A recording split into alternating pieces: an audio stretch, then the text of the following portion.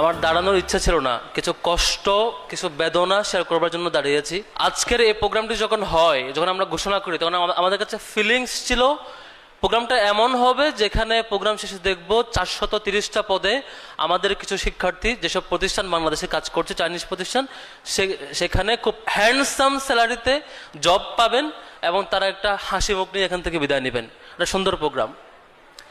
But এই প্রোগ্রামটাকেও একটা বড় চ্যালেঞ্জের মুখোমুখি পড়তে হবে আমরা কখনোই কল্পনা করি নাই।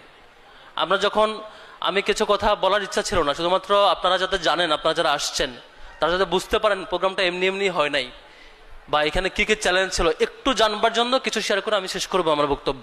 আপনারা জানেন ডাকসুর পক্ষ থেকে এর আগে আমাদের একটা আইসিটি মন্ত্রণালয়ের সাথে একটা চুক্তি ছিল, একটা এমইউ ছিল, যেটা আমাদের প্ল্যান ছিল যে 5-6 মাসের মধ্যেই প্রত্যেকটা হলে কম্পিউটার ল্যাব হবে এবং শিক্ষার্থীরা সেখানে ট্রেনিং পাবে, শিক্ষার্থীরা উপকৃত হবে।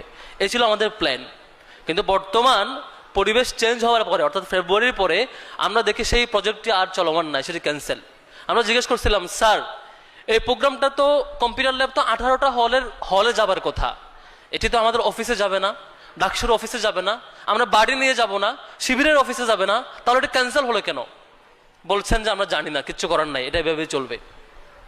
ঠিক এই প্রোগ্রামটির প্ল্যান যখন আমরা করেছি তখন আমরা ভাবছিলাম সব কিছুই ঠিকঠাক হবে। একজন সম্মানিত শিক্ষক, সিনিয়র ব্যক্তি, তিনি ঘরোয়া মিটিংয়ে বলছেন এই প্রোগ্রাম হতে দেবো না কোনোভাবেই, এই প্রোগ্রাম এখন হলে ডাকসুর সুনাম হবে, এখন প্রোগ্রামটা হওয়া যাবে না। এই হচ্ছে মানে অবস্থা। এবং এই প্রোগ্রাম না হওয়ার জন্য যা যা করতে হয় 2-1টা পক্ষ থেকে বারবার চেষ্টা করা হয়েছে। আমরা জিজ্ঞেস করছিলাম ফোন দিয়ে যে আপনি যেটা করছেন প্রোগ্রামটা তো আমাদের জন্য করছি না, এখন ডাকসুর 28 জনের কেউ চাকরি নেবে না। আমি ড্যাম শিওর, এটা গ্যারান্টি দিতে পারবো, ডাকসুর সম্পাদক এবং সদস্যদের মধ্য থেকে 28 জন যে নির্বাচিত প্রতিনিধি, একজনও এখানে চাকরি নেবে না। তাহলে কেন এটা বাধা দিচ্ছেন? বললেন যে বাবা কিচ্ছু করার নাই।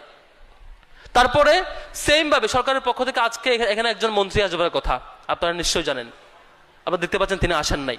এই প্রোগ্রামটা যেমন করে না হওয়ার জন্য যা যা করা হয়েছিল সবটাই চেষ্টা করা হয়েছে, তবে আলহামদুলিল্লাহ প্রোগ্রাম হয়েছে। আমি এটার জন্য ধন্যবাদ জানাবো চাইনিজ এম্বাসি এবং কনফুসিয়াস ইনস্টিটিউট, এবং স্পেশালি থ্যাঙ্কস জানাবো আমাদের আন্তর্জাতিক সম্পাদক খান জসিমউদ্দিনকে। তার জন্য একটা করতালি হবে প্লিজ। এই যে এই লড়াই, আমরা এইটুকু বলতে চাই এই সেই সিনিয়র ব্যক্তিদেরকে, স্যার আপনারা যদি আজকে আসতেন আমরা খুব খুশি হতাম। আজকে এই প্রোগ্রামে আপনারা না আসার মধ্য দিয়ে আপনাদের যে অভিভাবক তুল্য অবস্থান, এখান থেকে নিজেদেরকে সরিয়ে এনেছেন, আমাদের কোনো আফসোস নাই। আপনারা যদি আসতেন, মাননীয় মন্ত্রী যারা যারা আসবার শুরুতে কথা দিচ্ছেন তারা যদি আসতেন, বা শেষে যারা কনফার্ম করছেন তারাও যদি আসতেন, শিক্ষকদের মধ্যে যারা অভিভাবক তুল্য তারা যদি আসতেন, এটাকে ওন করতেন, বলতেন বাবারা আমার বিশ্ববিদ্যালয়ের শিক্ষার্থীরা আমরা 105 বছরে পারি নাই এট এ টাইম একই দিনে 430টা পদে চাকরি দেবার, এটা আয়োজন করছে, এটাকে আমরা ওন করছি, এটুকু যদি বলতেন আমরা আপনাকে রেসপেক্ট করতাম, হৃদয়ে ধারণ করতাম। আপনারা এটা করতে পারেন নাই, তাহলে আফসোস হয়, কষ্ট হয়।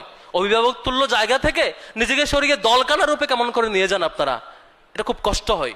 আমরা এখনো অনুরোধ করব, এখনো ফিরবার পথ আছে। আল্লাহর হস্তে আগে যারা শিক্ষকরা যে পথে গিয়েছিলেন আপনারা কেউ সে পথে আর যায়েন না, এটা খুব কষ্ট হয়, খুব কষ্ট হয়। এই আয়োজনগুলো শিক্ষার্থীদের জন্য আমরা এটুকু বলতে পারি, গত 105 বছরের ইতিহাসে ঢাকা বিশ্ববিদ্যালয়ের কোনো সংগঠন তো দূরের কথা, কোনো প্রশাসনও একদিনে এই বিগার স্কেলে এক্সটেন্ডেড প্রোগ্রাম কখনো আয়োজন করে নাই। অথচ এই রিসোর্স বাংলাদেশে ছিল, ঢাকাতে ছিল, এখনো বহু রিসোর্স আমরা চেষ্টা করছি, আমাদের লড়াই চলমান থাকবে। আমি স্পেশালি থ্যাঙ্ক জানাবো, এত জটিলতা সত্ত্বেও এই আয়োজনে যেসব কোম্পানি এসছেন, চাইনিজ এন্টারপ্রাইজ যেসব কোম্পানি এখানে এসছেন, যেসব সংগঠন এসছেন, সবাইকে অন্তরে অন্তঃস্থ থেকে ধন্যবাদ জানাবো ডাকসুর পক্ষ থেকে। এবং আমার শিক্ষার্থী ভাই বোনেরা যারা আজকে সিভি নিয়ে এই জব ফেয়ার অংশগ্রহণ করতে আসছেন, প্রত্যেকের পক্ষ থেকে আপনাদেরকে ধন্যবাদ জানিয়ে বক্তব্য